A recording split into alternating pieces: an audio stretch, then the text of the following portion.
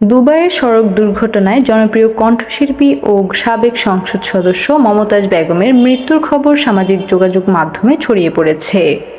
গত বছরের ৫ আগস্ট আওয়ামী লীগ সরকারের পতনের পর থেকেই সাবেক এমপি মন্ত্রীসহ দলটির নেতাকর্মীরা দেশ বিদেশে আত্মগোপনে রয়েছে।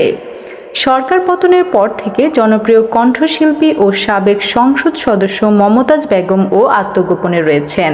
মমতাজের মৃত্যু সংবাদটি অনুসন্ধান করেন রিউমার স্ক্যানার টিম।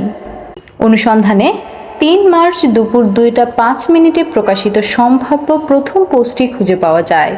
উক্ত পোস্টে দাবি করা হয়, দুবাইয়ে গাড়ি অ্যাক্সিডেন্টে শেষ নিঃশ্বাস ত্যাগ করলেন কণ্ঠশিল্পী মমতাজ।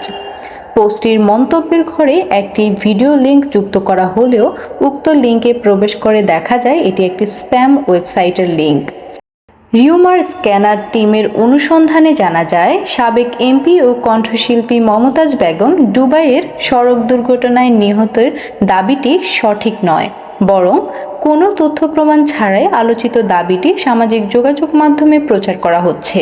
সুতরাং দুবাইয়ে সড়ক দুর্ঘটনায় সাবেক এমপি ও কণ্ঠশিল্পী মমতাজ বেগম নিহতের দাবিটি সম্পূর্ণ মিথ্যা।